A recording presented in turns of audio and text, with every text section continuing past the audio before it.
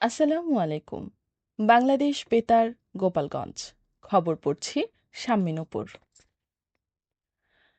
ফরিদপুরকে বিভাগ ঘোষণা, পৌরসভাকে city কর্পোরেশনে উন্নীতকরণ, Padma barrage নির্মাণ, পেঁয়াজ সংরক্ষণাগার এবং একটি বিশ্ববিদ্যালয় প্রতিষ্ঠার বিষয়ে সরকারের পরিকল্পনার কথা জানিয়েছেন পররাষ্ট্র প্রতিমন্ত্রী শামা ওবায়দ ইসলাম।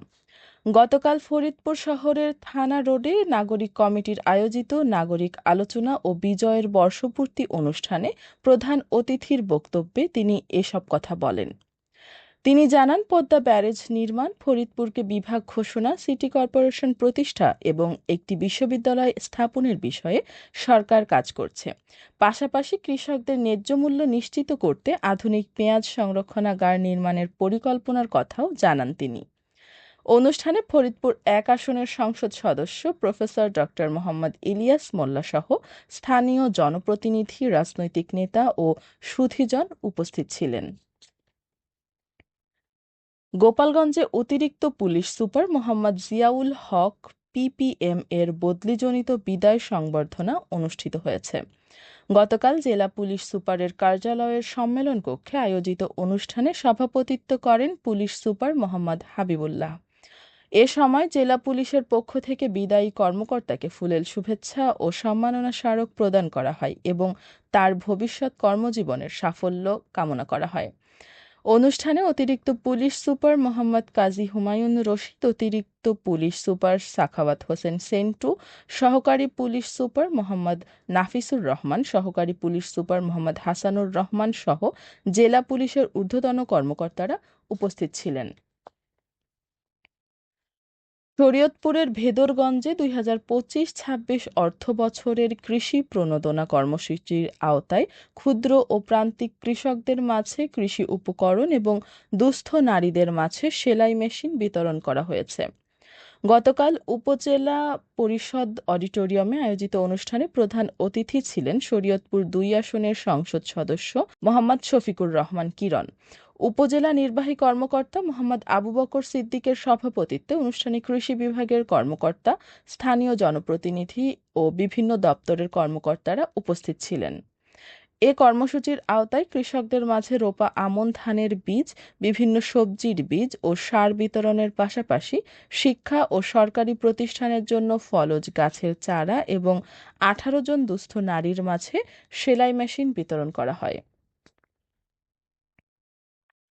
জুলাই সনদ ও গণভোটের রায় বাস্তবায়নের দাবিতে নড়াইলে ১১ দলীয় ঐক্যের উদ্যোগে গণমিছিল ও সমাবেশ অনুষ্ঠিত হয়েছে। গতকাল নড়াইল পুরাতন বাস টার্মিনাল এলাকায় সমাবেশ শেষে একটি গণমিছিল শহরের বিভিন্ন সড়ক প্রদক্ষিণ করে একই স্থানে এসে শেষ হয়। নড়াইল ২ আসনের সংসদ সদস্য ও জেলা জামায়াতের আমির মোহাম্মদ আতাউর রহমান বাচ্চুর সভাপতিত্বে সমাবেশে বিভিন্ন রাজনৈতিক দলের নেতারা বক্তব্য দেন। বক্তারা বলেন, গণভোটে জনগণের দেওয়া রায়ের প্রতি সম্মান জানিয়ে সরকারকে দ্রুত জুলাই সনদ বাস্তবায়নের উদ্যোগ নিতে হবে।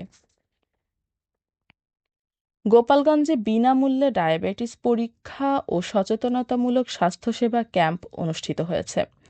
গতকাল দিনব্যাপী সদর উপজেলার সাতপাড় ইউনিয়ন পরিষদে গোপালগঞ্জ ডায়াবেটিক সমিতি একটি ওষুধ প্রস্তুতকারী প্রতিষ্ঠানের সহযোগিতায় এ ক্যাম্পের আয়োজন করে।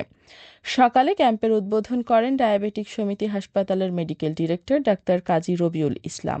দিনব্যাপী ক্যাম্পে প্রায় ৫০০ জনের বিনামূল্যে ডায়াবেটিস পরীক্ষা করা হয়। এ সময় ডায়াবেটিসে আক্রান্তদের স্বাস্থ্যসেবা প্রদান এবং রোগ সম্পর্কে সচেতনতামূলক পরামর্শ দেওয়া হয়। নড়াইলের নড়াগাতি থানার মাউলী ইউনিয়নের ইসলামপুর গ্রামে নবগঙ্গা নদীর ভাঙন রোধের দাবিতে মানববন্ধন করেছেন এলাকাবাসী। গতকাল নবগঙ্গা নদীর তীরে অনুষ্ঠিত মানববন্ধনে শতাধিক নারী পুরুষ অংশ নেন। বক্তারা বলেন, দীর্ঘদিনের নদী ভাঙনে ইসলামপুর এলাকার বহু বসতবাড়ি নদীগর্ভে বিলীন হয়েছে এবং আরও অসংখ্য ঘরবাড়ি ও ফসলি জমি হুমকির মুখে রয়েছে। তারা দ্রুত স্থায়ী নদীশাসন প্রকল্প বাস্তবায়নের দাবি জানান। মানববন্ধনে স্থানীয় জনপ্রতিনিধি ও গণ্যমান্য ব্যক্তিরা বক্তব্য রাখেন।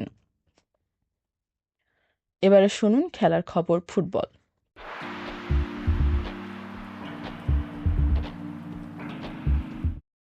মাদারীপুরে ওয়াজউদ্দিন মাতব্বর স্মৃতি গোল্ড কাপ ফুটবল টুর্নামেন্ট 2026-এর শিরোপা জিতেছে কুলপদী মডেল ক্লাব। গতকাল জেলা স্টেডিয়ামে অনুষ্ঠিত ফাইনালে চরমুগরিয়া স্পোর্টিং ক্লাবকে 1-0 গোলে হারিয়ে চ্যাম্পিয়ন হয়ে কুলপদী মডেল ক্লাব। ম্যাচের প্রথমার্ধে করা একটিমাত্র গোলেই জয় নিশ্চিত করে তারা। খেলা শেষে জেলা প্রশাসক মর্জিনা আক্তারের সভাপতিত্বে পুরস্কার বিতরণ অনুষ্ঠানে প্রধান অতিথি ছিলেন মাদারীপুর 2 আসনের সংসদ সদস্য জাহানদার আলী মিয়া। তিনি চ্যাম্পিয়ন দলের হাতে ট্রফি ও 1 লাখ টাকার চেক এবং রানার্স আপ দলের হাতে ট্রফি ও 50,000 টাকার চেক তুলে দেন। সবশেষে আবহাওয়া।